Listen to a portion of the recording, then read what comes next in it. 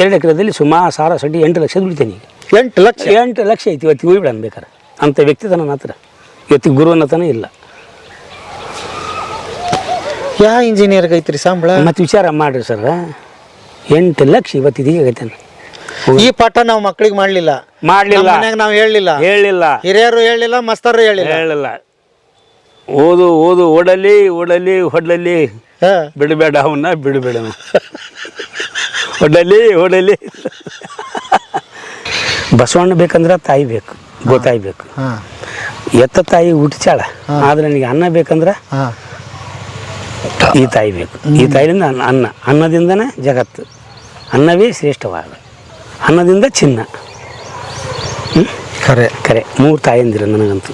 ಅಲ್ಲ ಎಲ್ಲರಿಗೂ ಜಗತ್ತಿನಲ್ಲಿರುವ ಎಲ್ಲರಿಗೂ ಬೇಕು. ನಾನು 2013ರಲ್ಲಿ ಇದಿಷ್ಟೆಲ್ಲ ಮಾಡಿದಾಗ 2013ರಲ್ಲಿ ನನ್ನ ಧರ್ಮಸ್ಥಳ ಮತ್ತು ಒಂದು ರೈತ ಸಂಪರ್ಕ ಕೇಂದ್ರ ಇವೆಲ್ಲ ಒಂದು ಏನೋ ಒಗ್ಗೂಡಿಸಿ ನಾನು ಥೈಲ್ಯಾಂಡು ಮತ್ತು ಬ್ಯಾಂಕಾಕ್ ಹೋಗಿದ್ದೀನಿ. ಒಬ್ಬೊಬ್ಬೊಬ್ಬೊಬ್ಬ ಕೊಡ್ರಿ ಇದು ರೈತನ ಸಾಧ್ಯ ಅಂದ್ರೆ ಥೈಲ್ಯಾಂಡು ಬ್ಯಾಂಕಾಕ್. ಮತ್ತು ಅದ್ರ ಅನುಭವ ಹೇಳ್ರಲ್ಲ. ಪಾಪ್ಕಾರ್ನ್ ಅಂದ್ರೆ ಬಸಣ್ಣೆ ಮಾರೋದು, ಹಳ್ಳು ಮಾರೋದು. ಸ್ವೀಟ್ ಕಾರ್ನರ್ ಅಂದ್ರೆ ಬಾಜಾರ್ದಾಗ ಮಾರೋದು ಸುಟ್ಟು. ಇದ್ರಾಗ ಆಡೋದು ಮಾರ್ಕೆಟ್ನಾಗ ಮಾರೋದು ಅಂದ್ರೆ ಅದು APMC ಅದು. ಹೌದಾ? ಮತ್ತೆ ಅಂದ್ರೆ ರೈತ ಅಂದ್ರೆ ಏನು? ಹಾಗೆ ರೈತ ಎಲ್ಲ ರೈತ ಅಂದ್ರೆ ಹಿಂಗೆ ಮಾಡ್ಬೇಕ ನೀವು ಕಾಸ್ಟ್ಲಿ ಮತ್ತೆ ಇದಕ್ಕಂತಾರೆ. ಮತ್ತೆ ಅದಕ್ಕೆ ಅವ್ರು ಹೇಳಿದ್ ನಾನು ಕೃಷಿ ವಿಜ್ಞಾನ ಕರ್ಸೋದು ಇದಕ್ಕೆ ನನ್ನ. ಮತ್ತೆ ಬರ್ರಿ ಬೀಗ್ರ ಊಟ ಮಾಡೋಣ.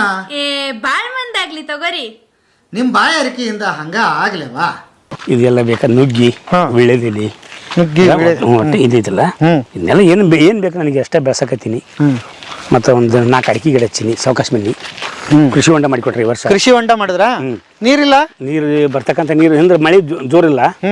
ಮಳೆ ದೊಡ್ಡ ಮಳೆ ಆತಂದ್ರೆ ಇದು ತುಂಬ ತಡಪಲ್ ಗಿಡಪಲ್ ಏನು ಬರ್ತತೆ. ಆಗಲೇ ಆಗೈತಿ, ಆರ್ಡರ್ ಆಗೈತಿ, ಬರ್ತೀನಿ.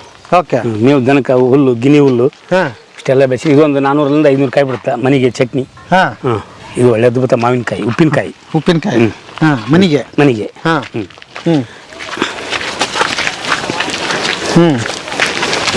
ಮನೆ. ಏನು ಅಗಿ ಹಾಕಿರಿ? ಕನಕಾಂಬರ. ಇದು ಕನಕಾಂಬರನ? ಕನಕಾಂಬರ ಯಾವಾಗ ಬರುತ್ತೆ ಇದು? ದೀಪಾವಳಿ ಸ್ಟಾರ್ಟ್ ಆಗುತ್ತೆ. ದೀಪಾವಳಿಗೆ ಬಂದ್ಬಿಡುತ್ತೆ. ಎಷ್ಟು ಹಾಕಿರಿ ಇದು? ಇದು ಸ್ವಲ್ಪ ಹಾಕಿನಿ. ಒಂದು ಇಳುವರಿ ಎಷ್ಟು ಬರ್ಬೋದು ಇದು? ಒಂದ್ಸಲ ಹರಿದ್ರೆ 1 kg ಬರ್ತದೆ ಸರ್.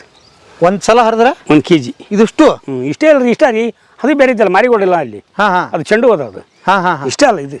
ದೀಪಾವಳಿಗೆ ಹೂ ಹಾಕಿರಿ. ಮತ್ತೆ ಇನ್ನು ತಕೊಂಡು